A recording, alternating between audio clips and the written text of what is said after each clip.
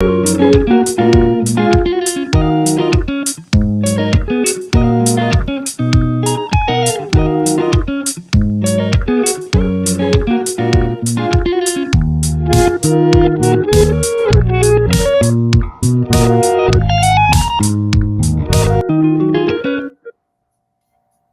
I can hear.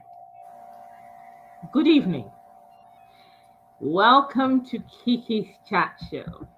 Today I am very, very excited because I have someone that I actually know.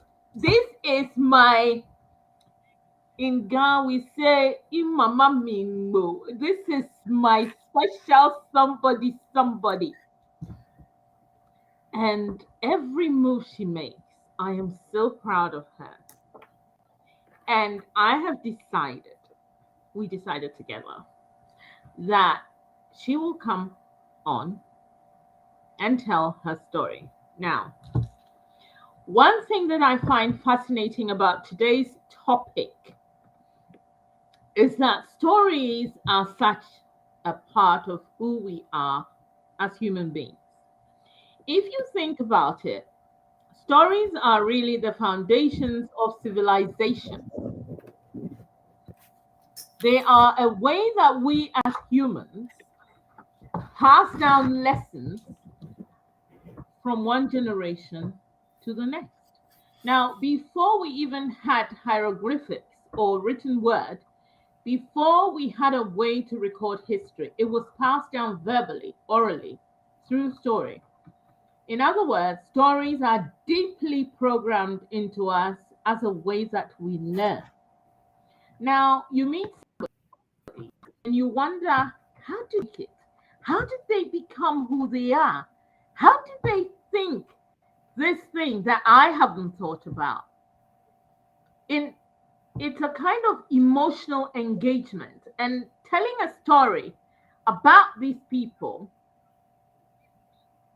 is one of the best of ways. In fact, it is the best way because it suddenly makes sense. You meet someone and you have an idea that they didn't sleep and get up and then become famous, or they didn't sleep and get up and get to the top. You meet people who are inspirational. You meet people who know their stuff. It's because they did their homework. It's because they have had experience. It's because something must have woken them up. Sometimes even it's because God spoke to them. Today, I have someone who is in the world of speakers and authors and coaches, presidents, their wives, and other superstars. And we all want to know about her story. So here we go. I have this wonderful lady, and her name is Mona Lisa Brookshire. She used to be Mona Lisa Blay-Miezah. So people know her in Ghana as ML, fondly called. Everybody calls her ML. She's all over the place. Today, this is ML. I want you all to meet her, to see what a beautiful young lady she is. And we're going to talk about all of her achievements, how she managed to get through those points and get to Ghana and deal with our mental health issues. As you know, in Ghana, mental health is a taboo. We don't talk about it. In fact, if you're going to marry someone and they do a search, and when they do the search and they find that someone has depression or some kind of mental health in their home, you will not be allowed to marry that person. Did you know that? ML has worked all over the world. She has so much experience, and today she's going to give us an abridged view of it so that you know who we are talking about. And we're not going to be dealing with gossip or indenture. Here she is. She's going to tell you all. Welcome to the show. Thank you. How are you today? I'm wonderful. Excellent. I am so pleased to have you on my show. I Thank have you so very many much. things. I have so many things to ask you. I don't even know where to start because of all the things you've done. You have done so many. I was reading all about it. And I thought, oh my God, how are we going to go through it all? So, ML, tell us about yourself. Okay. Okay, I'll start from the beginning. I was Yeah. born and raised in Ghana, got a scholarship at 19 to come to college, Spelman College on full scholarship. I ended up getting my master's degree and MBA also in social media management, brand development, pretty much marketing management. I'm a marketer at heart. So even though by day, I'm in the office right now, but by day, I work as a cybersecurity consultant. And then by night, I work on my legacy project, which is building a rehabilitation center in Ghana, West Africa. So, as it relates to my family, I have two children, a 22-year-old daughter named Sky, a son named Rain, and he is almost 19. Where else? What else can I say? Well, when it comes to working with different corporations, I've worked with four different Fortune 500 companies. I have worked in Ghana, Liberia, and Uganda was my most prominent role, where I rose to Chief Marketing Officer of Uganda Telecom when I was about 32. And since that experience, I've been on Wall Street. I've worked all over for General Electric, became a Six Sigma black belt, in an array of I guess, a repertoire of so called achievements in the area of marketing management. So, when it comes to marketing, I'm very passionate about what it entails. It allows for you to showcase your very best if you build a strong brand. And then you can be a brand of your own and then kind of implement different strategies as it relates to your business as a whole. So, right now, yes, I'm in cybersecurity, but marketing is my passion. And I think by night, this legacy project of bringing mental health awareness to people of Ghana is very important. Like when we were speaking in the intro about what people think of me as a person, some may easily write you off. They have no idea who you are, and they don't even know you as a person. They know of you as an icon or as someone's friend or some person they see on television or hear about on the radio. But what's most important that I think people should know about me is the fact that I come from a very difficult place. It's been a challenge to get to where I am. And I think I deserve all the accolades if they are bestowed upon me. And I don't hesitate to assure people that it is well deserved. And I think my journey would not be so easy for people to fill my shoes if they were to walk the same walk that I have had to walk. So, in a nutshell, this is who I am professionally, the dynamics of my home. I was married prior to having my kids, not for 9 years. I'm getting married again this 2022. I'm excited to announce. And the kids are ecstatic, especially my mom, who gets to plan it all. And so, personally, professionally, God has done it for me. Everything that I've lost emotionally, mentally, physically, He has restored unto me. And I have no complaints right now as I sit before you. I think it's a beautiful world. I choose to look at what looks good. And I just, turn my eye the other way when it comes to what looks ugly and unappeasing. So that's about it. Wow, congratulations to your impending wedding. Even this little gist you've given us is so inspirational. I Thank love it. Thank you. Now, you use the word passionate in your what you were saying. So, my question is what motivates you to be that passionate? What is the motivation of your passion?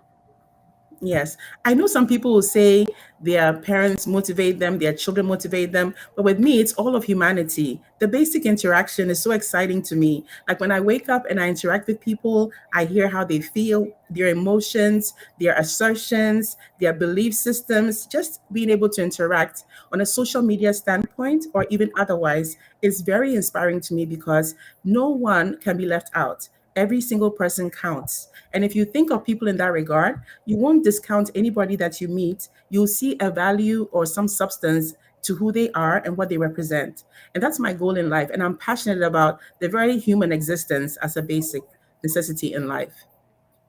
But you were a daddy's girl, and yet you say you're not really motivated by your parents. Father. No, no, it can't be just them. It's not just the parents, it's every Yeah. single person that has come across my life, because I've had scenarios where strangers have been kinder to me. I've had scenarios where people have shown love and care for me that I don't even think that I would understand or be able to fathom.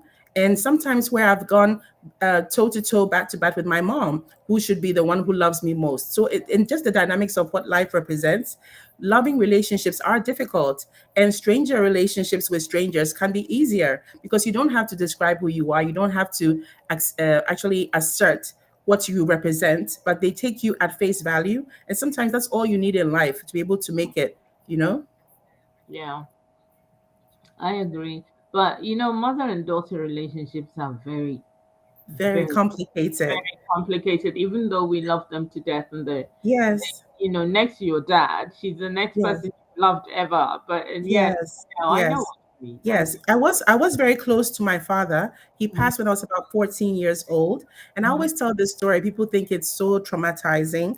But when I was about 14 in Wesley Girls High School, I went there before going to Achimota for sixth form to become an Accra. So in Wesley Girls High School, there was this lady. I'm not going to mention her name, but everybody knows who she is. She said, "Don't go to the notice board where they have this general paper bulletin with the newspapers for GP." I'm like, "Why shouldn't I go there by the dining hall?" She said, "No, don't go." So I started running and rushing over there to go see what exactly it was that she didn't want me to see. So when I got there, it was a newspaper face, like, just the front page with Blay-Miezah is dead. And that was my dad. And I had not heard from anyone that he had passed away. It was just me seeing it in the graphic times on graphic papers in Ghana that he had passed away. So I collapsed right then and there. It was a Tuesday, 30th of June, 1992. So this year marks his 30 years since he passed away.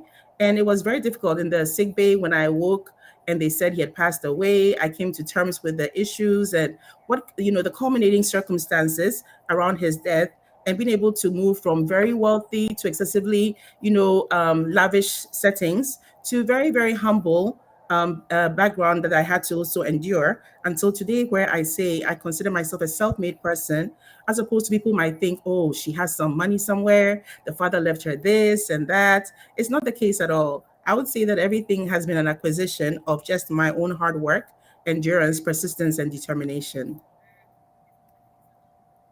Wow, this is why I'm in awe of you, because the way that your life is, and so you're talking. You went through adversity. You are self-made, really. And it is really part of education, educating yourself, being the top of your class, and being top of everything that you put your mind to. True. Yes.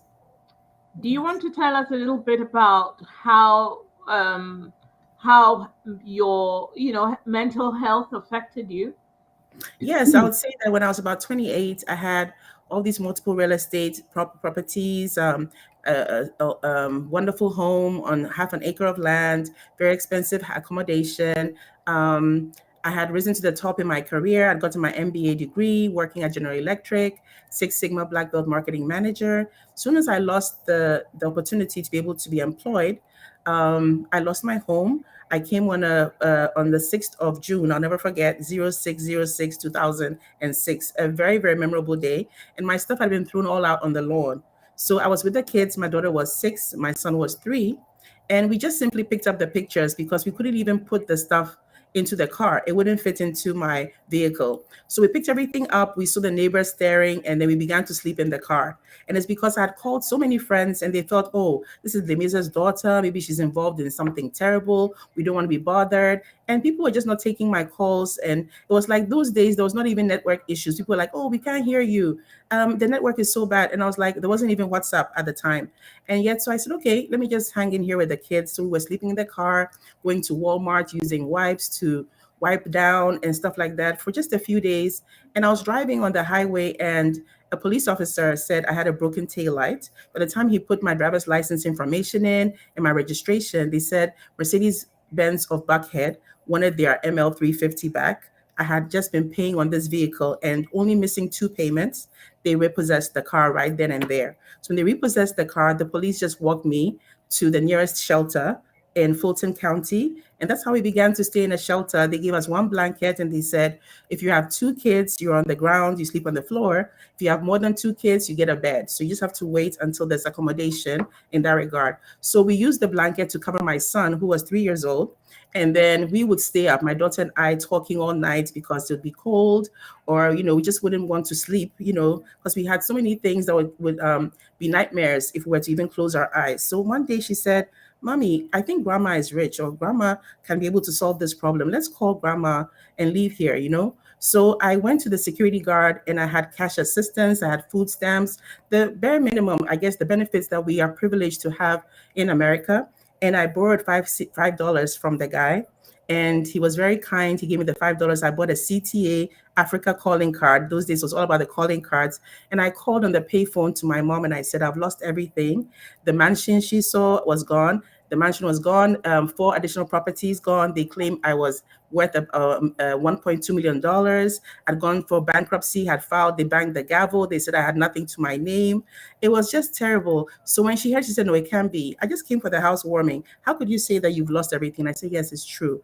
So when she finally got it, she said, okay, just hang on to those kids. The husband you had that you're not with anymore was a kind man. Find him in Georgia and make sure he can take you in with the kids till I come get them, because I know you. Once I get the kids, you'll be back on your feet very shortly. So I had to call all the memorized numbers of my sisters-in-law and everybody in Louisiana, and they rushed and got me his number, and I went to him. And I was eating humble pie. He was preaching to me about how material things don't matter and how life is more than what I was trying to achieve, and all my goals and ambitions were just not the case. And I listened quietly, but I was in a very serious state of depression because I was just waking up to feed the kids. And if I didn't have to feed them, I wouldn't have gotten out of bed at all. So my mom sent my aunt, my beloved aunt, she's my second father's niece, Auntie Bunch. So Auntie Bunch came to see me, and when she came, she said, Emil, do you remember when I saw you? You had turned your wig around and it was inside out, if not the case. And you were so depressed. And they said you had depression, and it was just traumatizing just watching you just fade away. And I had not looked in a mirror for days on end. So finally, when my mom came for the kids, I went to New York with my aunt, and we just had to toss a coin. And we're like, if it's heads, I'm going to New York because of the Statue of Liberty. If it's tails, I'm going to California. But either way, I need to just go ahead and get to another location apart from Georgia. So I went to New York because it was heads, and I lived with Auntie Bunch. And by the time my mom took the kids, I had no reason to wake up anymore to feed a 3-year-old or a 6-year-old. I wouldn't get out of bed at all. And I began to hallucinate in the depression that I was in. And I just, completely woke up one day and I thought she was trying to kill me, or some forces were against me. And I rushed out of the house. I got into a taxi, and the African guy was like, oh my God, there's something wrong. You are removing the braids in your hair. You haven't even finished. You won't tie your head. Where are you going to? I said, I need to go to a hotel. So fortunately for me, there were only 2 hotels in Staten Island, New York. I checked into one, but they saw my demeanor and disposition, and they thought something was wrong. So by the time I checked out in the morning, they had called the ambulance, and the guy in the ambulance said, where do you live? What's your name? I said, I'm ML Brookshire. I live at 32 Woodcrest Road. I said everything. He said, okay, that sounds good. Then he said, what is today's date? What day is it today? I couldn't answer if it was a Tuesday or a Wednesday. Then he said, who is the president of the United States? I couldn't for the life of me begin to even think about the very basic questions he was asking. So what I knew by memorization was coming to me, but everything else in the fog of my mind could not come to me. And so he took me in the ambulance, and then they took care of me, and my mom had to rush back again. When she came back, they said, I had all these mental health challenges, and she had to give me medication probably for a lifetime. She said, no, we don't do that in Ghana. We have to take her to Ghana and make sure that she gets better. So in Ghana, all the medications were thrown away. I went to delivery places, deliverance after deliverance. 6 different pastors were trying to deliver me from something that was a chemical imbalance that would have to only be treated by medication. So at the 6th one, I always tell people, they laugh. I went to this particular prophet's place, and he said, I see that the way you are, I have to marry you as my second wife. So when he said he has to marry me as his second wife, my best friend Kosi Ezra was like, "Hey, mom, we have to leave here. Emil is trying to be married off. They're trying to marry her off now to a pastor. So let's rush and get her out of here." And that was the last of the deliverance places. And my mom said, "You know what? It's time to go back to America and get the help you need." And that's how I arrived back in the US to start life over all over again. Your camera has gone off, even though we can hear you. But Oh, let's see. something has happened to your camera, so you vanished from thin air. I didn't want to say I was speaking, but Um, I don't know what it is. Because the camera seems to be on. Yeah, I can't begin to tell you. that's okay. We can carry on with the interview, but you are now not there. We can't see you, but you're there because Yes, we can hear you. yes, Okay, I'm so here. my question is, so after all of this trauma, how did you climb out of it? Is it because you were in America and you started getting your medication and suddenly things became, the fog lifted, and what happened? So when I got to America, I'd already been in a shelter before. So I figured, let me not bother anyone. Let me just go to Queens. I went to Jamaica, Queens, and I enrolled there as a woman without her kids. They gave me all the benefits I needed, financially, cash to food, whatever. But I would wake up with the African individuals, and we would simply wake up and go. First, we'd pray, then we'd go to the library. We're going to fix our resumes. We're going to get out of there. It was a temporary situation we needed to fix. So I didn't even have money for a cell phone, I remember at the time. So in the shelter, I put the payphone phone number on my resume. So one day, this girl in the library, I mean, in the dormitory was like, "Who the hell is Mona Lisa Brookshire? She's getting all these calls on the payphone. We can't seem to figure out who she is." So I was like, "Oh, it's me." They're like, "Okay, you need to stay in the dorm and get your calls." So apparently, they'd been trying to call me for an interview. So the very Oh, first time I stayed in the dormitory, I got a call from Wall Street, and the lady was like, "We've gotten your resume. You seem amazing with your marketing background, and we want to have a chance to meet you." So you won't believe it. I had to reschedule the interview 3 times because I didn't have a suit. So I'd go to Goodwill, where you go and get the suits. And because of my size, I couldn't get a matching skirt to match a jacket. So I'd have to keep on trying. And the next week I'd come, it would be blue with no blue pants that would fit. So on the third try, I came and I remember I got a black jacket, black skirt. It wasn't even matching black, if you can imagine, but I had a red inner shirt and I wore that. Took the Jamaica Queens train all the way to Wall Street and I interviewed. And when I met the lady, I'll never forget, I said, "You're going to change my life if you give me this job.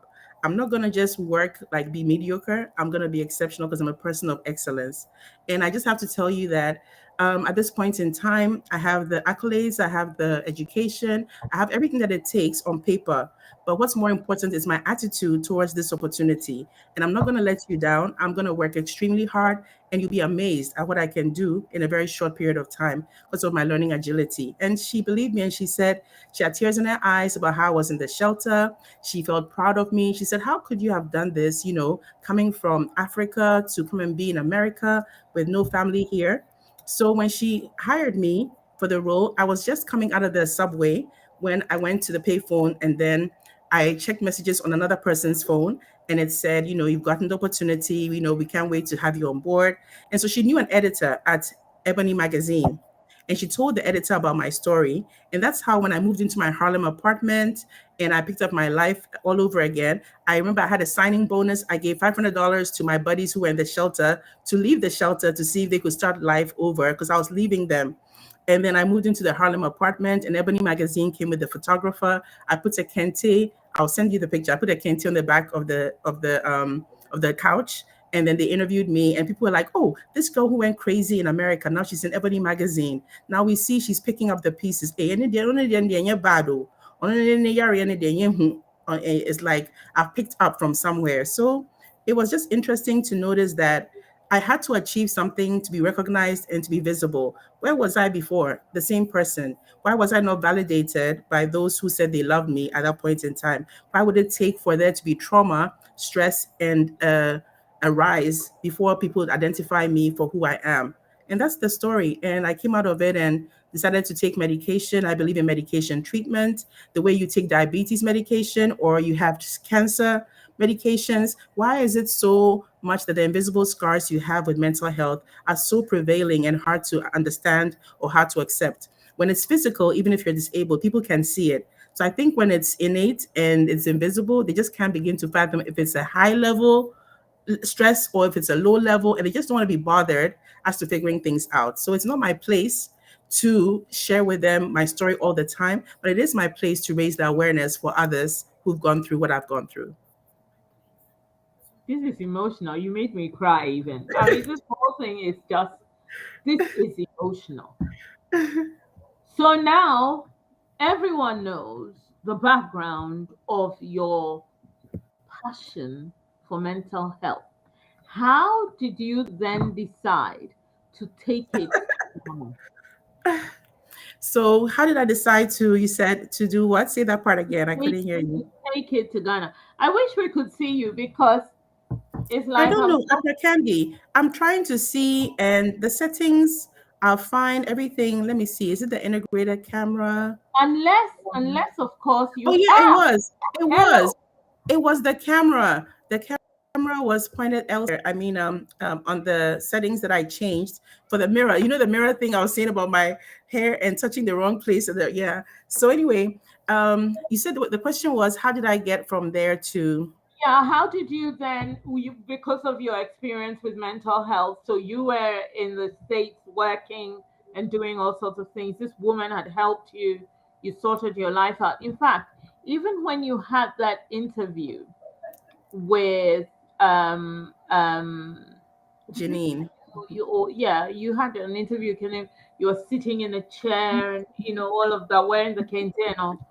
Do you know, people didn't even know the troubles you'd gone through. They just thought, oh, they Yes. couldn't just connect the Yes. fact that, Yeah. oh, this is somebody who went mad. Oh, hey, Yes. what is Uh-huh. she doing Uh-huh. on, In that Ebony magazine. Yes, yes. Yeah, and yeah. then I came in many magazines. I came on many shows. I was interviewed by CNBC in Uganda. I was on every single station you can think of. But it seems like now people are focusing on who I am today. And I'm not the embodiment of who I am today. I'm the embodiment of who I have been and who I was and who I will be in the future. So you can't Indeed. just judge me on today. And because I've lost it all before, I've become fearless, in a certain sense, because I don't have those fears that people have. I'm going to lose my car. So they are just getting depressed. I'm going to lose my relationship. I'm going to lose a husband. And I've lost it all. I didn't have the husband. Today I'm getting a new one. I didn't have the car. Now I have a same similar one. Then I have a house similar. So it's like life, that the time is and tides, I guess is what people say, time and tide. So it's just a matter of believing that tonight is a bad night, okay, but at the dawn, okay, when the dawn breaks in the morning, it's a totally new day and an opportunity to start it all over again and make things right if you couldn't before. So it's exciting to me. Day after day, I'm excited. Okay, so then we move on to the Ghana bit. I'm interested to know why you kind of thought that you would go and help the mental health people in Ghana. What motivated you? And, so tell us a little bit more about it. You see, when I lived in Ghana for the 7 years raising my children, what Mhm. happened is because of my background, I became unemployable. So the reason why I go by ML, people think it's a bold, braggadocious name. No, it's not like that.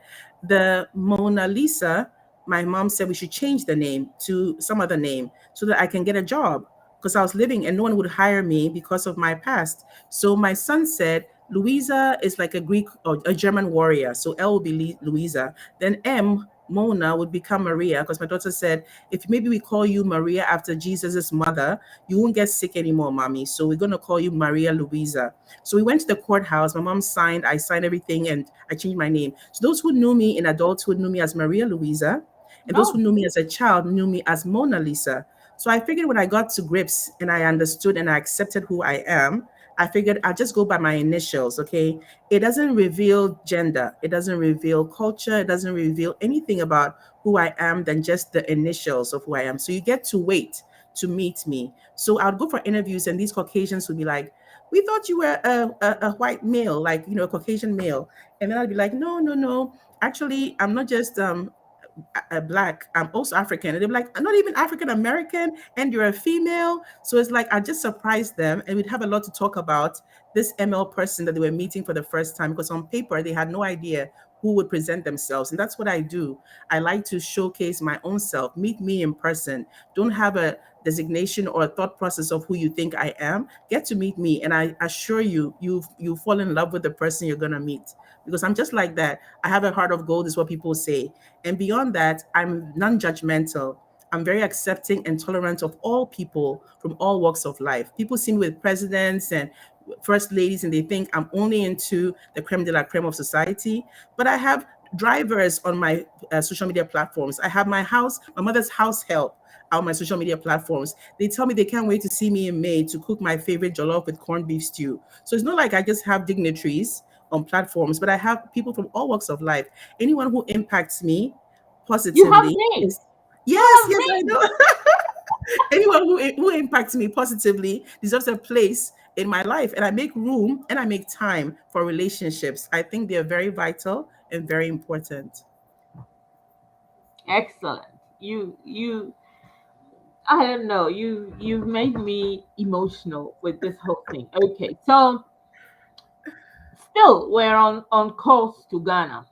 No, no, no. So So I have to tell you that part. So I was thinking about rehabilitation and how people can get the message that if you can take diabetes medication till you die, you can take mental health ones too. So how am I going to get the message across, and what will it take? So I decided to contact the World Federation of Mental Health, brainstorm with them. What can I do as an advocate? Can I speak? Is it enough? And they said, well, there's an international organization in New York. They're called Clubhouse International, and Clubhouse means rehabilitation. Go talk to them and see what they say. And I had experience with Clubhouse because my mother had wanted me at one point to go to a Clubhouse myself. So I spoke to the COO. He was just enthralled with the idea of getting into West Africa. I got my NGO together. I had for profit companies, but I went and registered an NGO, very expensive, got the tax exemption. So that's a 501c3 company, and you can donate money. And when you donate, you get to write it off on your taxes, all of that good stuff. I did it all. And so I said, now I need a team. And it just so happened one of my best friends is an HR person from the UK. Another one is a marketer. And there was one other person also in IT, but she didn't really get to join the team. But the people that I knew were all interested in being on the team of six. We all went for training. I paid for everything, and we got the necessary credentials to be able to enter the market of Ghana. And that's where we are today. We're trying to build in Abokobi, just close to Pantan Hospital, because Accra was very difficult. And that's the goal, to do that. And not only be in Ghana, but we have a team for Congo, have a team for Liberia. We're just moving on in different facets of mental health.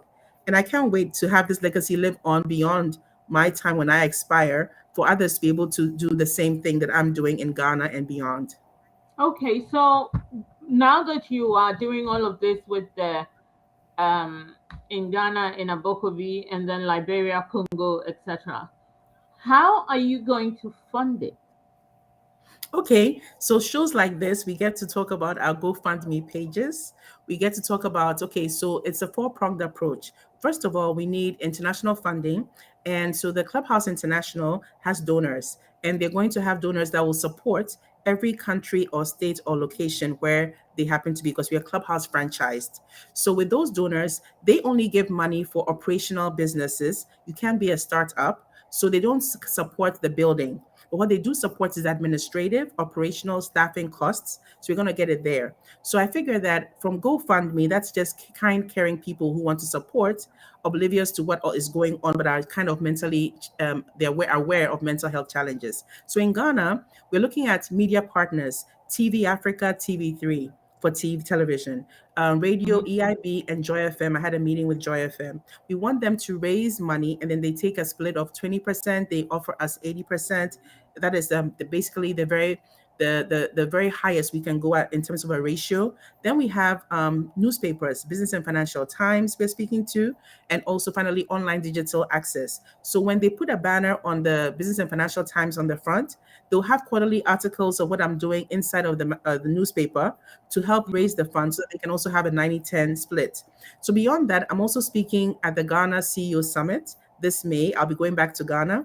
And when I speak, I'm going to talk to 400 CEOs or more. And I'm not going to ask them for money. I'm going to schedule with my country director for them to go to the Accra Psychiatric Hospital or designate someone to go in their stead.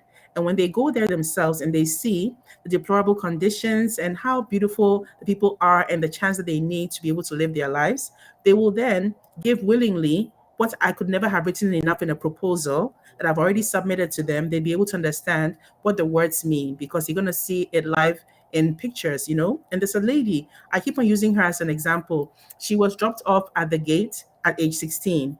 Nobody came in to give a background on her. She's been there, Accra Candy, she's 60. She's now been there 20 years, okay? She's 36 years old, and no one has come for her into the community. No one has picked her up to go be with her mother, her father, or anybody.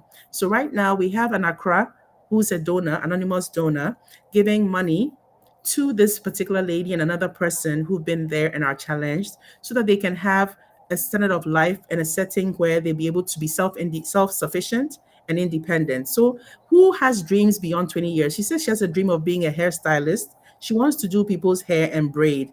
So we're going to have her go to school for the basic SHS that is free. And then from there, she'll become an artisan and learn in an apprentice shop how to do hair. And that's her breakthrough. She's going to use that to get out of the hospital. Before you know, she's going to be in a group home. And that will be the end. It will be her past. And it's just going to battle with her future, which is going to be brighter and better with light at the end of the tunnel. One thing I need to ask you, and this is, this is a kind of an in your face question, but there are people who they seem to be well, and then somewhere something happens, they're triggered and they change, because that is what people are afraid of. When people are rehabilitated, it's fine, it sounds good, and I'm very interested in this lady, so we'll talk about her after the show, because I know one or two people who've been through this. But my question is, what then happens to them? Because if something triggers them and they lose it again, it seems to me, and I may be very wrong because you're about to educate me, that they suddenly go back and never get well again. So yes, what happens is some people, it's the most important thing for them to be in a relationship. So the divorce is what triggers it all. Some people, it's a child that is born or is stillborn. For some people, it could be a job loss. Okay. So depending on what it is that is most important to you, when you lose that, okay, it could end up being the end of you. Not many people get to rise up again or get to do it all over again. Some people just are crippled and it's for a lifetime, depending on how traumatic it was for them when they went through that experience. So it's unfortunate, you see. But then there are still people, they say, like, somebody's mom may have had their husband pass away, and they'll say things in Ghana like, Watomum on Kasa, she's just looking through the window. Is he coming back? And then her life is just traumatized. And they say even with Alzheimer's and dementia, it usually happens if you're not in a very good spot as you grow old. So it's the loneliness and the sadness of them being alone that makes them want to forget it all and not remember. Okay, so it's very difficult conditions they've been through that make them actually not even want to remember anything at all. So with these triggering situations, like my father's story of what happened, in that regard, it was so sad because every May, June, July, because he passed on June 30th, 92, I would be in a hospital. So from about 2006, 2007, for 8 continuous years, every year I was in the hospital until I took my medication treatment serious, decided to go and get treatment, you see. So it could be something that happened. Maybe you were raped or molested when you were young, and the trauma of it all happened around the Christmas time frame. So whenever it's Christmas, you are in a state of depression. You can't get out of bed, you can't do anything. And when you don't get treated and you don't get help, you will never pick up the pieces, regardless of how intelligent you are, or how brilliant, or how ambitious, or how resilient you are. There are only there's so many sets of time. There's only a certain amount of time where it's going to come crashing, and you won't be able to pick up the pieces if you don't get the help you need. So that's the reason why some just give up, and it's sad, but they really do, and they may not have the support that I had with my mom, who makes sure I take my meds. I have to take a picture. I have to prove to her that I'm doing that. And I said, Mommy, I'm an advocate. I take my medicine serious now. But she says, no, no, no. Maybe you forgot. So I want to see it every day that you're taking your medication and you're doing the right thing and taking care of yourself. So that's really important for everybody to know that you can get better, and don't just give up and then roll up into a ball and then close the blinds, turn off the lights. There's so much beauty out there to see. So you can't afford to be home all the time. ML, I don't know. This is so good. It's so good to have you on here because, as I said previously, in Ghana, we've put these things under the carpet. And if you have a family member who has a mental issue or a mental disorder or something that you're not sure about, you kind of think, oh, they're different. Most people, especially well-heeled people, the elites, they just keep you at home. You don't go anywhere. Nobody sees you, and you're hidden. And the story of the Kennedys, who they then took the daughter, she had a lobotomy where they took her brain out of her head, or some ridiculous story, and she was never seen in public again. And I think that we need to be educated about mental health, and we need to know what to do, and we need to help the people who are advocating yes, mental yes, health. We're about to and we've got only 8 minutes to go. So I'm now going to ask you, what are the lessons you've learned in life regarding mental health, and how do you see the way forward, even with Ghana? How, yes. what So are the plans? what it is like there's a quote: those who mind, right, don't really matter, and those who Mhm, matter don't really mind. So you mhm, have to find your heart people, who love you for who you are, and mhm, identify with them, and they won't have a problem understanding and accepting you. But those who mhm. have these challenges when it comes to relationship, or even accepting what you're going through, it's a reflection of who they are. They see you for who they are. So in the bitterness of their hearts, they see you the same. In the envy and the jealousy that pervades their existence, they see that within you. And then they think you're all about, like people say, oh, you're a show off, you're this. And I said, no, I have a lot to show. So I'm not going to try to be in the room. I've been there before, and it was very depressing. So I'm out now. So you have to deal with the lights, and you have to deal with all the sound and the noise. So I think it's very important that you not try to hide. My mom would say, Obiero nya depression in America, wakote, on your Facebook, do naze, they've gone. They're not even on social media. I always say, hi guys, I'm here today. Hello, hi. Why? You won't just cool down and just relax. Somebody say, no, mommy, don't be embarrassed, okay? I have a lot to say, and I have a lot to do. So I can't afford to be in hiding. I need to be out there, okay? So that people know that the message is sincere. They can relate to me. They can reach me. I'm very accessible. If you call my phone and I miss a call, I call right away. If Obama is picking up calls, I don't see why people say they are busy, okay? Because people are presidents and they're still interacting with others. So anything that's important to you, you make the time for. And I'm making time for mental health challenges, making time for those who write to me and they say, I'm anonymous, but I'm depressed. Should I take medication? I have schizophrenia. I was in the army and I have post traumatic stress disorder. What should Yeah. I do? And they can only address it to me because they feel like I know better and because they think that I'll understand. But imagine they couldn't even go to their parents or their siblings or those who love them. They had to come to me, a stranger. And that's where the thing about strangers comes to play when it comes to who really out there will help. Those familiar with you, they ate Gary and Chito with you. They don't want you to succeed beyond them and who they were. They have to put Candy in the box of who Candy was in a particular dormitory in Oh yeah. Achimota. Oh yeah. Yes. So And they I'm can't telling you see. this. Yes. My Some of my classmates are the most stupidest people I've ever met because they don't seem to have evolved and Yes. seen the Yes. world that we have been Yes. through, and they Yes. want To put you in that interact box. with you like when you were a 16-year-old or a Yes. 12-year-old. Yes. I know even my children, I see them as Yes. grown-ups and Grown-ups. thinking Yes. adults. Mhm. And But so I do Uncle understand Candy, what you're you saying. know what it is? They didn't get to meet you on the journey of your life, and they only No, see you for who they knew at that point in time. So they exactly. haven't seen you grow up, and they can't believe that. Yes, they see you in pictures, but they see you Yeah. and think you're 16 again. So they'll be like, ah, No, Candy, so why dream Sarah from school days? What's she exactly. doing again? And then That's it's my like, girl. you have evolved, and you're not who you were before, and you're about to evolve even further as you get older. And I mean, sometimes they are so stagnant in their stupidity. Yes, They don't yes. realize that there's an old man who used to say, my one of my grandfather's brothers, and he used to say, "Do you know what I've seen? Do you Yes, know what I've yes, seen to be who yeah, I am today? yeah. Do you know?" Mm-hmm, Because when between the ages of mm-hmm, 11 and 16, we're mm-hmm. kids.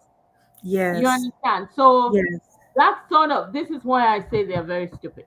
yes. But And there you go. the interesting thing is, like, with me, the biggest secret or skeleton in my closet is what I boldly advocate for.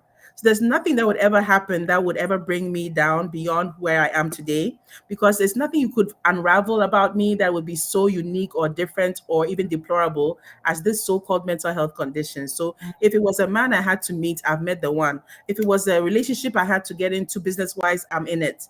If it's Mhm. about anything else, I'm picking it all up. So I don't see what else there is. But there are some people who would be devastated if something happened and people got to find out who they are behind the scenes, right? But it's Mhm. good to be very transparent sometimes. Don't be so scared, or the superstition of what happens when you are out there. Sometimes just boldly declare who you are and accept yourself. And so people cannot use, like my mother would say, some people would say, "Oh, I'm a prostitute." Once they say that, you can't throw it in their face that they are prostitutes anymore. They've already come Exactly. to say they're prostitutes. So that's about it. Exactly. And then the other Exactly. people I'm get so to glad leave you said them. that. So So glad you said that because here you are, your story is here. Anyone yes, who wants to know about ML, please yes, come on YouTube and comment yes, it, or yes, watch on Sky yes, Television yes, channel yes, yeah.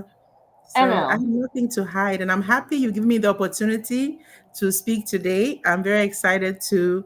I always look out for your flyers. And like Candy, even at her age, she's still moving and shaking. Oh, so that means that we all have to continue it all, because people would think at this point in your life, they might think, okay, she's gonna slow down. But no, you have more fervor, more passion, more excitement within you. And that's the way it's supposed to be done beautifully. So I Yeah, admire that. even at my age, mommy, watch your mouth. Oh. Watch this mouth. Oh. And I what think they that one will you don't let me slide. No, but can you know what I'm saying? Hey, your year group versus my year group. Say we are looking up to you guys. Oh, I know what you mean. I do know what you mean because So, but this has been a very eye-opening discussion, and also there are comments in the comment section where people are saying all of this can be cured if people will take their medication, and the Yes. medication is so important.